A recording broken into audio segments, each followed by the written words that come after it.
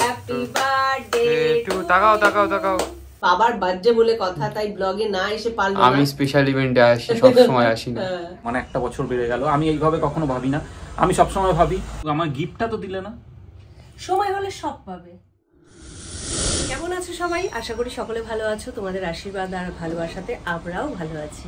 রূপক সুস্মিতার তরফ থেকে আরো একটা নতুন ব্লগে তোমাদের সবাইকে জানাই স্বাগত। আর কাল বলেছিলাম আজ একটা বিশেষ দিন, আর বিশেষ দিনটা কি না, আমার কর্তামশাইয়ের আজকে শুভ জন্মদিন। তাই শুভ জন্মদিনে অনেক অনেক আমার তরফ থেকে, সামনেই ক্যামেরাম্যান রয়েছে, মানে আমার কর্তাবাবু রয়েছে, তাকে অনেক শুভেচ্ছা জানাই, অনেক অভিনন্দন জানাই, আর অনেক অনেক ভালোবাসা জানাই। আর ঈশ্বরের কাছে একটাই প্রার্থনা করি, এইভাবেই যেন আমার কর্তামশাই হাসি খুশি সুন্দরভাবে থাকতে পারে, আর ওকে যেন এইভাবেই আমি সারাটা জীবন দেখতে পারি। আর আমার তরফ থেকে যেন কখনো কোনো কষ্ট ওকে না দিই। তোমরা অনেক আশীর্বাদ করো, অনেক ভালোবাসা দিও, ও যেন এইভাবেই সারাটা জীবন কাটিয়ে দিতে পারে। কি কর্তাবাবু, কিছু বলবেন না বন্ধুদের? আসুন বন্ধুদের সামনে আসবো। হ্যাঁ, আমি আর কি বলবো, আমার জন্মদিন নিজের ঢাক তো আর নিজে পেটানো যায় না, তবুও তোমাদের কাছে ভালোবাসা এবং আশীর্বাদ প্রার্থনীয়। আর আমি একটা কথাই বলবো, মানে আমি যেটা মনে করি, আমি কখনোই এটা মনে করি না যে আজকের একটা জন্মদিন মানে এততম বর্ষ আমি পদার্পণ করলাম, মানে একটা বছর বেড়ে গেল। আমি এইভাবে কখনো ভাবি না। আমি সবসময় ভাবি যে আমার ঈশ্বর যে আমার জীবনটা বেঁধে দিয়েছে, প্রত্যেকের জীবনে কিন্তু আয়ু বেঁধে দেয়, তো আমার যতটুকুনি বাধা আছে তার থেকে একটা বছর আমার কমে গেল, মাইনাস হয়ে গেল। আমি এইভাবে ভাবি, কারণ আমি বয়সটাকে বয়সের জায়গায় রেখে দিতে চাই, বাড়াতে চাই না। তাই আমি ওদিক থেকে একটা মাইনাস করে দিই। তো মানে বয়স যাই হোক না কেন, নিজেকে উৎফুল্ল রাখতে হবে, নিজেকে এইভাবে হাসি খুশিতে রাখতে হবে, আর আমি সেটাই সব সময় সর্বদা চেষ্টা করি। আরেকটা কথা বন্ধুদের উদ্দেশ্যে আমি বলতে চাই, সেটা হচ্ছে আজকে আমার জীবনে সত্যি একটা বিশেষ দিন। রূপকের জীবনে কতটা বিশেষ দিন আমি জানি না, কারণ ঈশ্বর রূপককে পৃথিবীতে এনেছিল বলেই হয়তো সুস্মিতা পালের জন্ম হয়েছিল। আর আমি মানে এটাই চাই যে সারাটা জীবন এইভাবে, শুধু এ জন্ম নয়, যত জন্ম হয় আমি যেন রূপকের স্ত্রী হিসাবেই থাকতে পারি, আর রূপকের পাশে এইভাবেই থাকতে পারি। থাকবে, অবশ্যই থাকবে, সেই আশীর্বাদ আমি করি।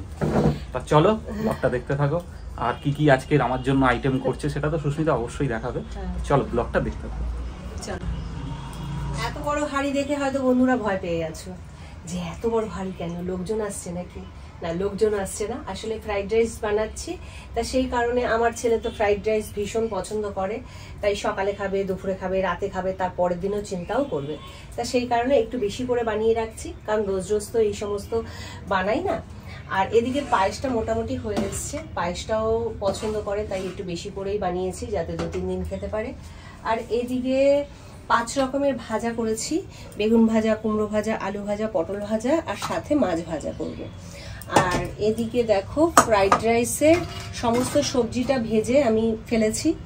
আর এখানে চাটনি বানিয়েছি, আমসত্ত্ব, খেজুর, কিশমিশ, কাজু, টমেটো দিয়ে, আর চিকেন। মোটামুটি সমস্ত রান্নাটাই কিন্তু আমার হয়ে এসছে, শুধু রাইসটা করব, চিকেনটা করব, আর মাছটা ভাজবো, আর পায়েসটা এক্ষুনি নামিয়ে ফেলবো। তা ও আর একটা জিনিসও বলতে ভুলে গেছি, এটার মধ্যে রয়েছে পাঁপড় ভাজা। চাটনি দিয়ে পাঁপড় ভাজা না হলে জমে, ওই কারণে পাঁপড়ও ভেজেছি। তা চলো বাকি রান্নাটা সেরে ফেলি আগে। তা আমি তো সাজিয়ে দিয়েছি, আর কি কি রান্না করেছি তোমাদের আরেকবার একটু দেখিয়ে দিই।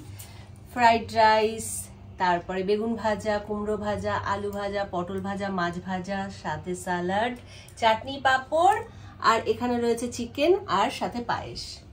তা নাও খাওয়া শুরু করো। আজকে সুস্মিতা অনেক কিছু আমার জন্য রেডি করে দিয়েছে, আমি ভাবতেও পারিনি এত কিছু করবে। এত কিছুই করিনি। তা আমার সবই হলো, কিন্তু আমার গিফটটা তো দিলে না।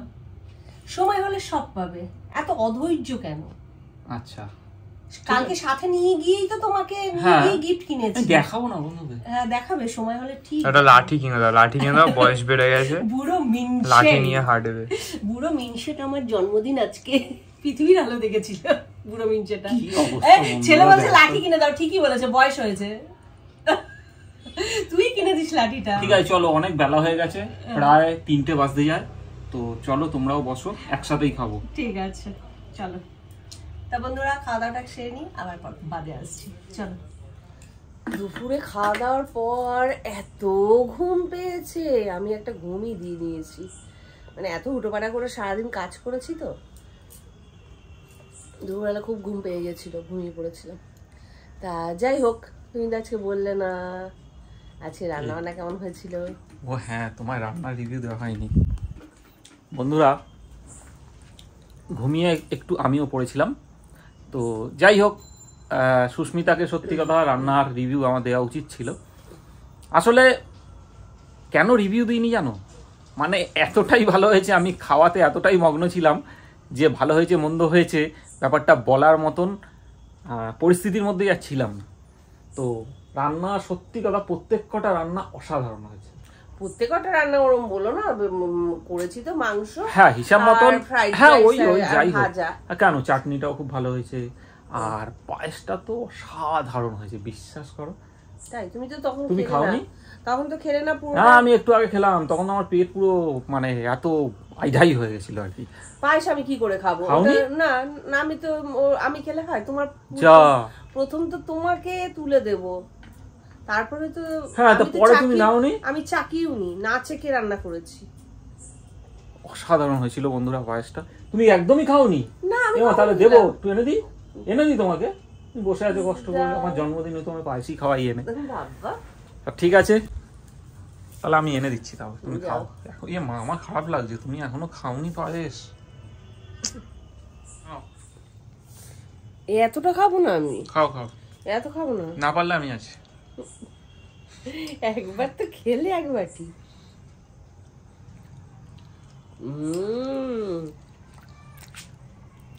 দারুণ হয়েছে। কে বানিয়েছে দেখতে হবে তো।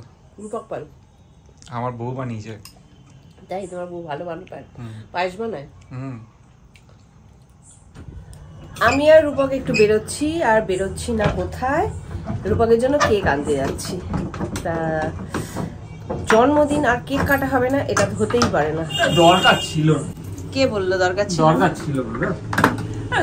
কেক কাটার বয়স আছে এখন, বাচ্চাদের মতন কেক কাটবো না। শোনো, কোনো কিছুর জন্য কোনো কিছু বয়স লাগে না, ঠিক আছে? না সে তো লাগে না, আমি বলছি যে বাচ্চাদের ব্যাপারটা আনন্দ, আমাদের ব্যাপারটা কি কত আনন্দ। আমাদের আনন্দ, তুমি কেক কাটবে, তুমি কেক কাটলে আমরা একটু কেক খেতে পারবো। আমি ছেলে এমনি এনে খাইয়ে দিতে পারি, তাই এমনি আনতে যাচ্ছি, তোমাকে কাটতে হবে না। সে আমি তুমি কাটবে, মানে জাস্ট আমরা এমনি খাওয়ার জন্য আনছি, তুমি জাস্ট একটু কাটবে। ঠিক আছে চলো।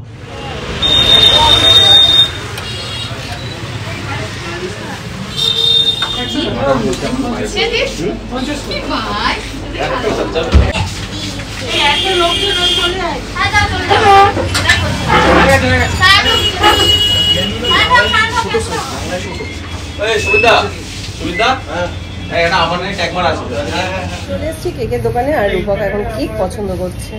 কি কেক পছন্দ করে দেখা যাক। হ্যাঁ ছোট সাইজ দেখো, নিশ্চয়ই আছে।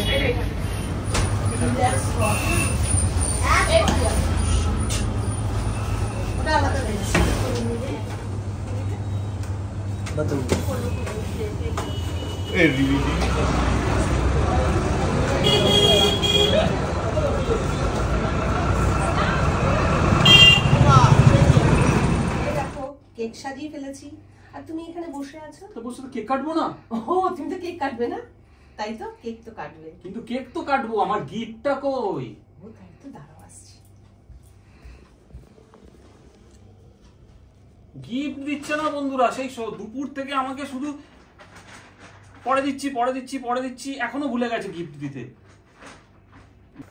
গিফটটা ভাবছিলাম না দিয়ে যদি হয়ে যায়। হ্যাঁ এরাও তোমার গিফট।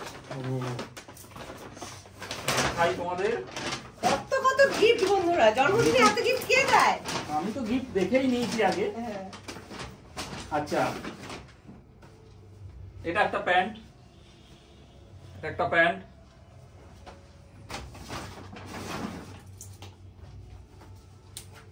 এই আরেকটা প্যান্ট।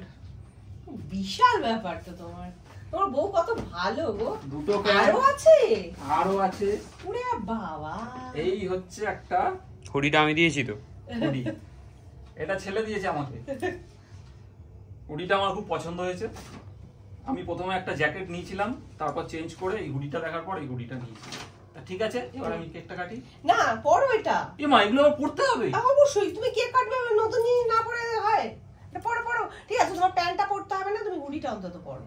হ্যাঁ তাহলে হুডিটা পড়ি। ঠিক আছে চলো, হুডিটা পরে এসে হুডি পরেই কেক কাটবো। হুডি পরেই কেক কাটবো। না এগুলো রাখো, হুডিটা পরে আসবো। তো কেক কাটার জন্য বাবাও প্রস্তুত, মাও দেখতে থাকছে কেকটাকে, এত সুন্দর কেক ওই জন্য দেখেই চলেছে। তো আমি পছন্দ করে নিয়েছি। আমি হুডিটা পরে নিয়েছি, কেমন লাগছে কেমন হয়েছে অবশ্যই তোমরা কমেন্ট করবে। হ্যাঁ ছেলে কমেন্ট দিয়েছে করে বলে কথা, তাই না? কেমন লাগছে। আমি কি এটা জ্বালাবো এবারে? হ্যাঁ জ্বালাও। আর ছেলে বহুদিন বাদে আমার ব্লগে এসেছে, বাবার বার্থডে বলে কথা, তাই ব্লগে না এসে পারলো না। আমি স্পেশাল ইভেন্টে আসি, সব সময় আসি না। তা যাই হোক বন্ধুরা, এবার কেক কাটা হবে। এবার আমি স্পার্কেলটা জ্বালাতে হবে। অবশ্যই জ্বালাও। তারপরে কেক কাটবো। চলো জ্বালাও স্পার্কেল। জ্বালাই। হ্যাঁ ছেলে অধীর আগ্রহে বসে আছে, তুমি কখন কেক কাটবে।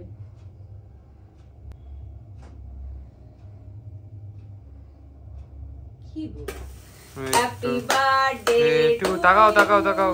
Happy birthday to you. কেকটা কাটো এবার, চলো। Dear Rupak, happy birthday to you.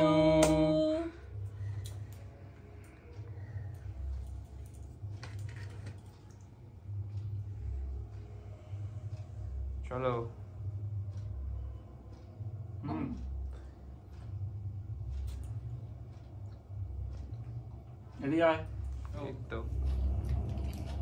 আমি খাবো কি করে? আমি ভিডিও করছি। আমি খাবো কি করে? আমি আগে খাওয়াই। এইটা কি লাগাবে? আমি কি এমনি খাওয়াই দোকান হবে? আমার আগে তো কি আবার? আমার আগে কেন?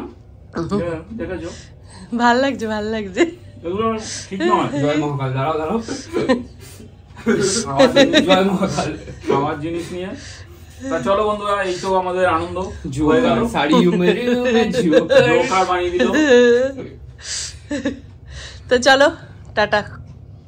রূপক একটু আগে বলছে যে আর রাত করো না, আজকে একটু তাড়াতাড়ি শুয়ে পড়বো। তাড়াতাড়ি মানে ঘড়িতে বাজে 12:10। এটা হচ্ছে আমাদের তাড়াতাড়ি। তা যাই হোক, রাতে সেইভাবে কেউ কিছুই খায়নি। ছেলে অল্প একটু ফ্রাইড রাইস খেয়েছে, আর আমরাও অল্প অল্প খেলাম। আর এখনো যা ফ্রাইড রাইস রয়ে গেছে মনে হচ্ছে কালকে হয়ে যাবে। তা একদিকে ভালোই হলো, কালকে আমার রান্না করতে হবে না, ওর জন্য বুদ্ধি করে বেশি করে বানিয়ে রেখেছি, তাই না? আজকের ব্লগটা আর বাড়াচ্ছি না, এখানে শেষ করছি। দেখা হচ্ছে কালকে নতুন একটা ব্লগের সাথে। আর তোমাদের ভালো লাগলে একটা লাইক করে দিয়ে যাও। টাটা, শুভরাত্রি।